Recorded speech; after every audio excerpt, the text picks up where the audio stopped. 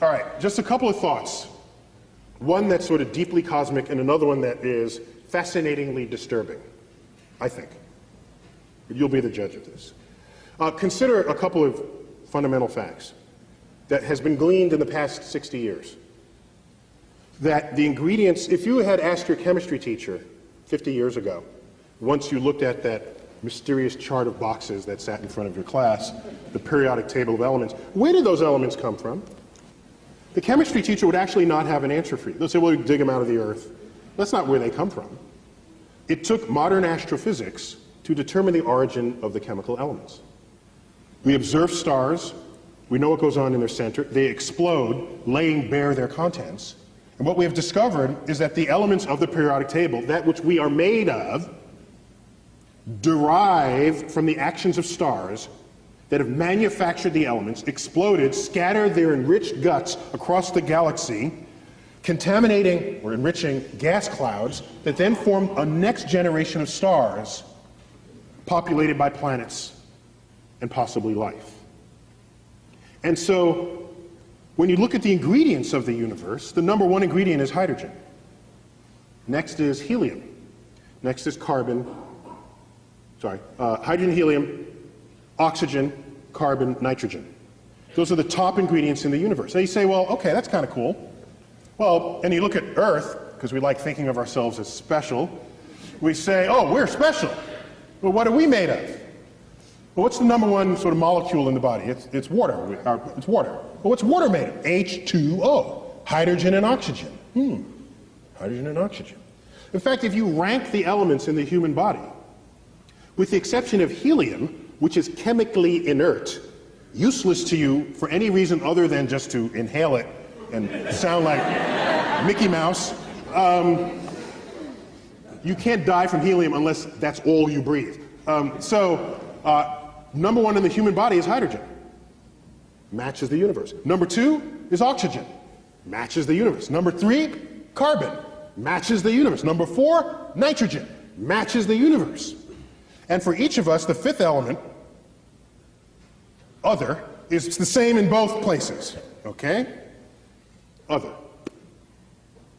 So,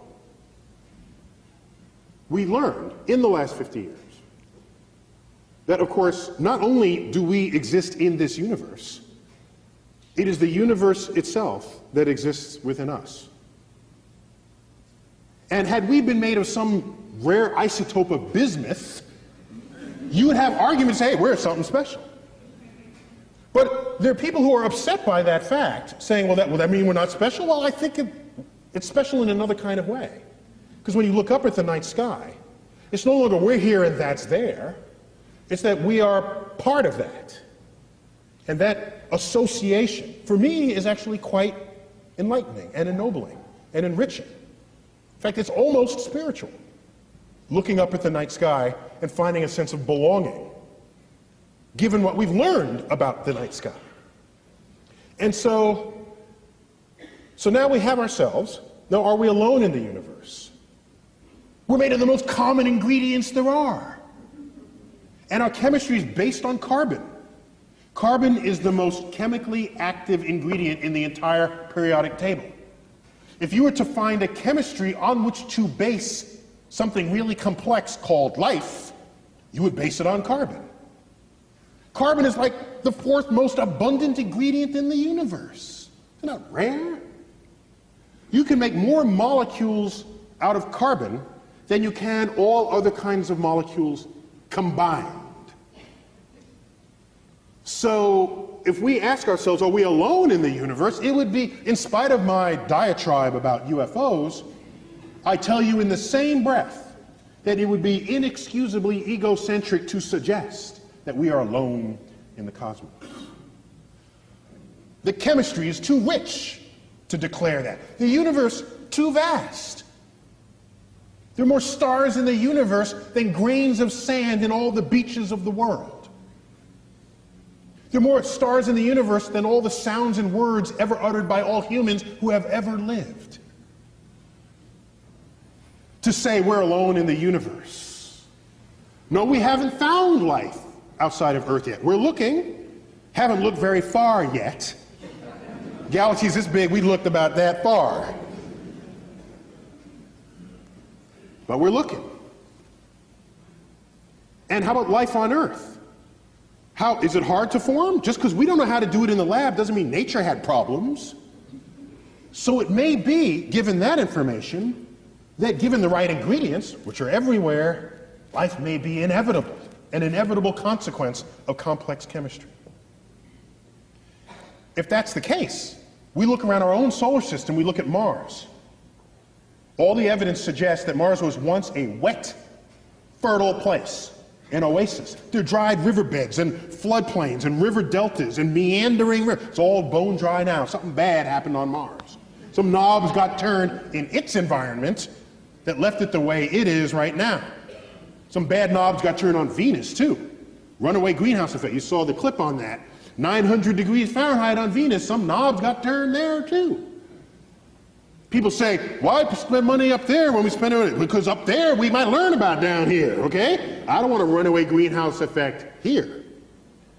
Venus is the best example in the solar system of a planet gone bad. Let's learn about that first.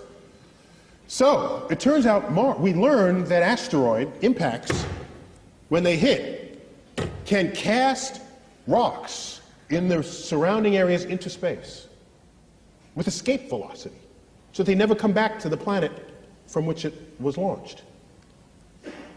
If Mars was wet and fertile before Earth was, as all evidence suggests, and if Mars had life before Earth had life, it is possible for there to have been bacterial stowaways in the nooks and crannies of the rocks that were cast into space.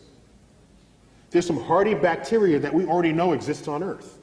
Survives extreme temperatures, pressures, freeze-dried, reconstituted, radiation. The hostile environment of space would be nothing to some of these bacteria. It may be that life on Earth was seeded by bacterial stowaways on rocks that were cast free from Mars. This is a plausible scenario that's called panspermia, the transference of life from one planet to the next. If that's the case, that makes all of us descendants of Martians. I want to alert you in advance. Now, let me give you a disturbing thought. A fascinatingly disturbing thought, and we'll leave you on that note.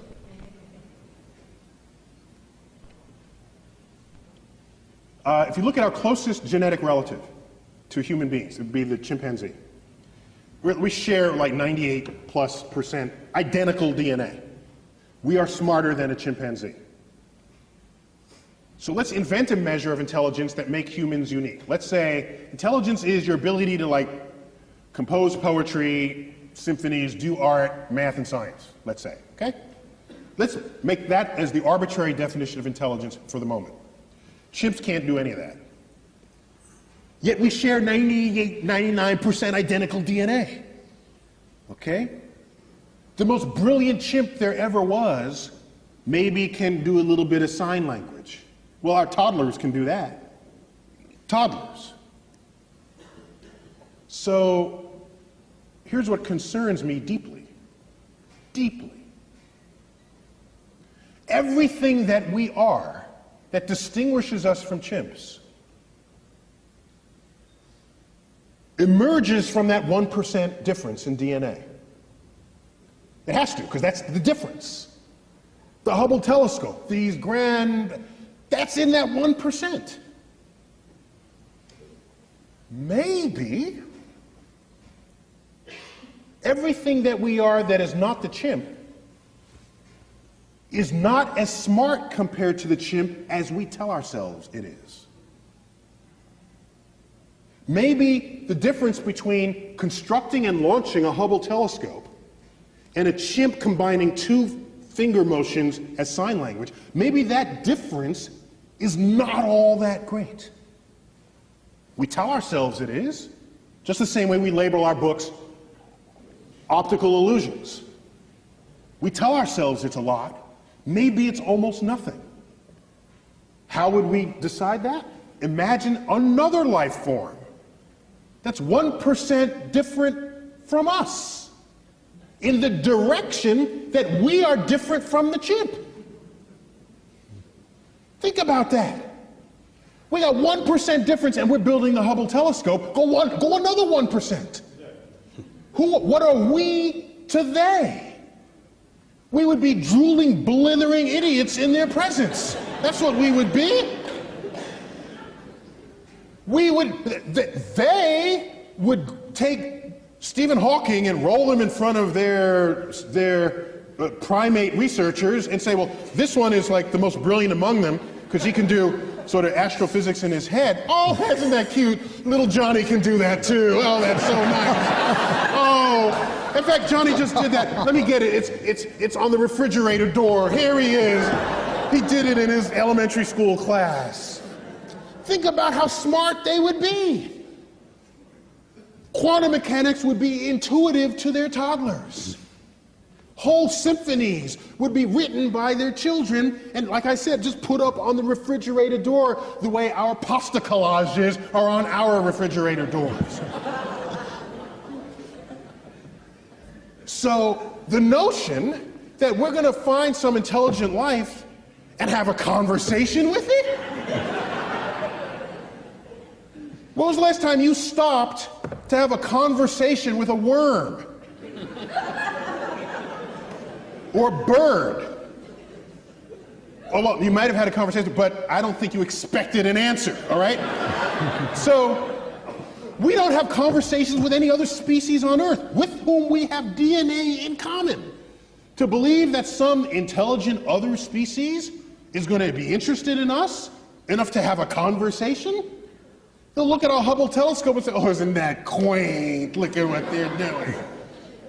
So I lay awake at nights wondering whether simply we as a species are simply too stupid to figure out the universe that we're investigating. And maybe we need some other species, 1% smarter than we are, for which string theory would be intuitive, for which all the greatest mysteries of the universe, from dark matter, dark energy, the origins of life, and all the frontiers of our thought would be something that they would just self-intuit.